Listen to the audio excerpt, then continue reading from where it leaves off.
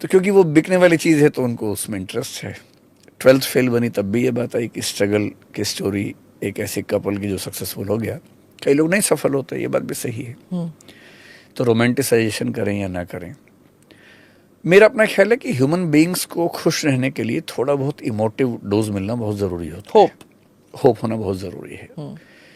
Romanticisation हम सब करते हैं, ये सिर्फ स्ट्रगल स्टोरीज की बात नहीं। मैं सोचता हूँ कि जो ब्रांड मोदी हमारे देश में है, उस ब्रांड मोदी को आप ब्रांड मोदी तब तक नहीं बना सकते जब तक उसमें चाय वाला प्रसंग ना आ जाए। ट्रू। कि जिन्होंने बचपन में इतनी स्ट्रगल की, ट्रेन में जा जाके चाय बेची, इससे जो एक ऑथेंटिसिटी आती है कि इस आदमी ने स्ट्रगल की है, ज़मीन से उठा हुआ आदमी है। राहुल गांधी कितने भी सफल होंगे तो ये वाला पार्ट मिसिंग रहेगा उनकी ज़िंदगी में, क्योंकि वो स्ट्रगल्स वैसी हैं नहीं। स्ट्रगल्स की कहानियाँ आपकी ज़िंदगी की सफलताओं को बहुत ऑथेंटिक बनाती हैं, जेन्युइन बनाती हैं। इसलिए हम सब जब खुद को अच्छा फील करना चाहते हैं, हम अपने आसपास के लोगों को अपने स्ट्रगल्स बनाते हैं। आपकी और मेरी जनरेशन से जो पिछली जनरेशन थी, मैं कई बार मजाक करता हूँ अपने पेरेंट्स के साथ कि सब लोग नदी के उस पार ही पढ़ने जाते थे। मैंने कहा यार, जिसको देखो स्कूल नदी के उस पार था, तो रहते वहां क्यों नहीं थे? सब रहते नदी के इस पार थे, सबके स्कूल नदी के उस पार थे, और के नीचे ही पढ़ते थे, और पुल था नहीं नदी पे। तो मैं मजाक में कहता हूँ कि भाई तुम वही रह लेते सब लोग, हम इतनी कहानियां सुनाते हो।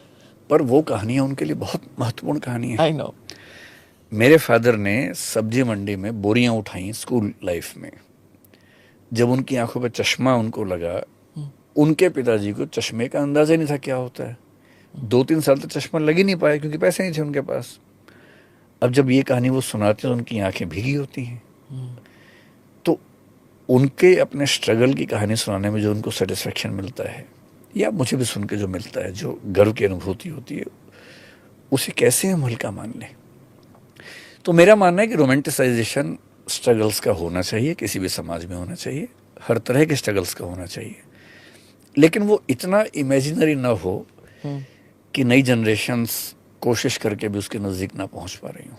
थोड़ा रियलिस्टिक हो कि हाँ ऐसे स्ट्रगल थी, हमने किया, आप भी कर सकते हो, और भी लोग कर लेते हैं। मतलब मैं अक्सर सोचता हूँ कि इस पूरी भारतीय धार्मिक पद्धतियों में जो कहानी सबसे ज़्यादा स्ट्रगल से भरी है वो भगवान राम की है। कृष्ण जी की जिंदगी में स्ट्रगल्स आपको उतने नजर नहीं आएंगे जो राम जी की जिंदगी में नजर आएंगे। राम के राम होने में स्ट्रगल्स की भूमिका सबसे बड़ी है। एक छोटा सा बच्चा जिसको एक ऋषि लेके गए हैं कि राक्षसों को मारना है, ये पहला स्ट्रगल है। फिर सीता स्वयंवर है, और तुलसीदास जी की रामचरितमानस में राम जी ने सीता जी को देख भी लिया एक दिन पहले, थोड़ा प्रेम का भाव भी है। इतनी बड़ी स्ट्रगल है, इतने सारे बड़े बड़े शासक आए हुए हैं जो देखने में ज़्यादा बड़े हैं, धनुष उठाना है।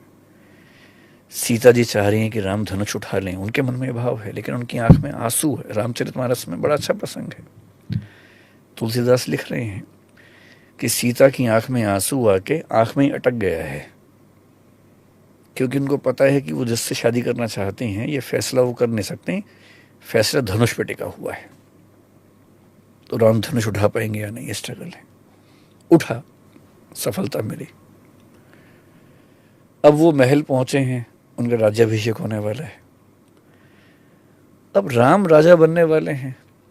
उनके पिता की पत्नियों में से एक पत्नी ने अचानक उनको याद दिलाया कि मेरे 2 वरदान बचे हुए हैं, मेरे बेटे को राजा बनाओ।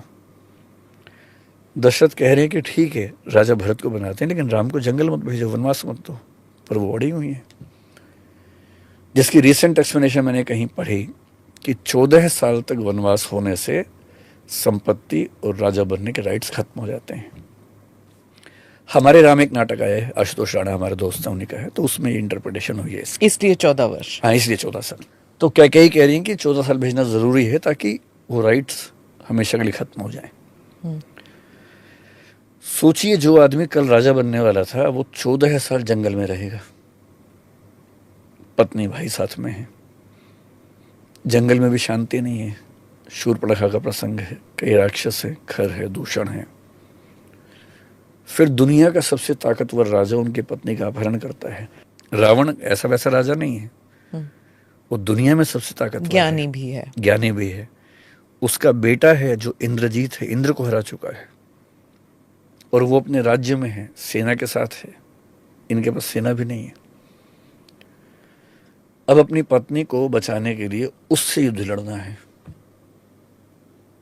वो चाहें तो अपनी सेना बुला सकते हैं अयोध्या से, पर वनवास के नियम हैं, नहीं बुला सकते हैं। इतनी स्ट्रगल्स के बाद पत्नी का मिलना, उसके बाद राजा बनने के बाद एक धोबी का सवाल उठाना, पत्नी को वन भेजना, गर्भवती पत्नी का बन जाना। जो हमने रामचरितमानस पढ़ी या कहानियां सुनी, अब राम राजा होने के नाते ऐसा कर तो रहे हैं, गिल्ट फीलिंग भी है। खुद अपने घर में राजसी तरीके से नहीं रहते हैं, जमीन पे सोते हैं। उधर 2 बच्चे हैं जिनसे बाप नहीं मिल पा रहा है। कितनी स्ट्रगल है बाप का, राजा होकर बच्चों से ना मिल पाना। बच्चे राम का गीत गाते हुए अयोध्या आ रहे हैं, तब पता लगता है कि ये मेरे बच्चे हैं। लेकिन बच्चे नाराज भी हैं अपनी माँ के साथ हुए अन्याय को लेकर। और उस दिन या उस समय माँ का धरती में समा जाना। इस आदमी को जिंदगी में आराम और प्रेम कब मिला? इतनी गहरी स्ट्रगल्स किसी की जिंदगी में हो तब वो बनता है राम। और स्ट्रगल्स को रोमांटिसाइज ना करें तो कैसे जिएंगे एक समाज के तौर पे हम? इसलिए जो नेपोकिड्स होते हैं, बॉम्बे की भाषा में नेपोकिड्स चलता है, जो एक्टर्स के बच्चे हैं, प्रोड्यूसर्स के बच्चे हैं,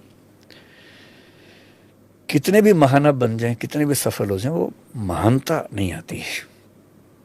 ग्रेट बनने के लिए आपको स्ट्रगल से गुजरना पड़ता है। हालांकि राम जी भी प्रिविलेज में बॉर्न हुए थे। हाँ, लेकिन सिर्फ जन्म तक, उसके बाद की प्रिविलेज जन्म नहीं है। प्रिविलेज में हुआ। और वो प्रिविलेज नहीं, हम ब्रांड की बात कर रहे थे ना कि ब्रांड मोदी नहीं बनता जब तक आप चाय वाला नहीं जोड़ते।